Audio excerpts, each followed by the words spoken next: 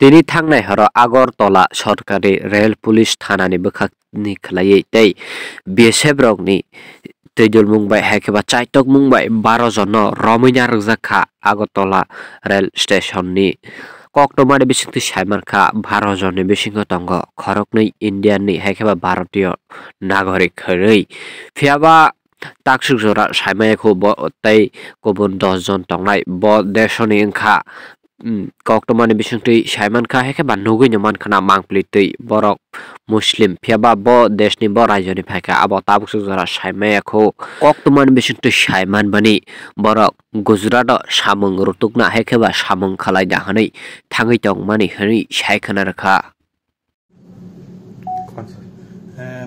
আজকে প্রায় 2টা-2:30 নাগাদই আমাদের GRPF police RPF plus BSF এর যারা গোয়েন্দা শাখার আছে আমাদের আমরা মোট 12 জনকে ডিটেইন করেছি সন্দেহজনকভাবে এবং তাদের চাল ডাল দেখে মনে হচ্ছিল যে তারা কোনো মানে এখানের না তো আমরা জিজ্ঞাসাবাদ করে জানতে পারি তো তারা বাংলাদেশের এর মধ্যে 2 জন ইন্ডিয়ার বলে পরিচয় পাওয়া যায় যার একজন নাম হলো সুরজ সাউ আর একজন হলো রবিউল শেখ একজন আসানসোলের বাড়ি আর আরেকজন গুজরাট তো এ নিয়ে বাকিদেরও জিজ্ঞাসাবাদ করা হয়েছে তো তারা বাংলাদেশ বলেছে বাড়ি তো তারা নাকি ওই আজকে ট্রেন দিয়ে গুজরাটে যাবে কাজের সন্ধানে যতটুকু জিজ্ঞাসাবাদ করে জানা গেছে তো এ নিয়ে আমরা একটা মামলা নিয়েছি আমাদের জিআরপি থানাতে তো আমরা উপযুক্ত আইনি পদ্ধতি যা আছে আমরা সব মেনে কালকে তাদেরকে আগরতলা মহামান্য আদালতে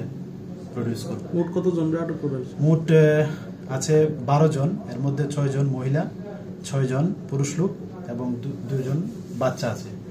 তারা কি সকলেই বাংলাদেশে? না, তাদের 10 জন বাংলাদেশি বলে এখনো জানা যায় আর 2 জন ইন্ডিয়ান। তাদের কাছ থেকে কি উদ্ধার হয়েছে? তাদের কাছ থেকে তাদের পার্সোনাল বিলঙ্গিং বিশেষ করে মোবাইল এসব কিছু, আর যারা ওই ইন্ডিয়ান তাদের আধার কার্ড এগুলি পাওয়া যায়। কোন ট্রেনটাতে? ট্রেন তো তারা স্পেসিফিক বলতে পারে না এখনো, মানে তারা যাবে মানে হয়তো লোকাল ট্রেনে ওইখান থেকে ধর্মনগর বা ধর্মনগর থেকে এরকম, বা আমাদের তো আরো স্পেশাল ট্রেন থাকে ওইটা দিয়ে যাওয়ার হয়তো বা কোন প্লেন ছিল, তো আমরা ওগুলা মানে জিজ্ঞাসাবাদ চালিয়ে যাচ্ছি আর কি। কাদের মারফতে?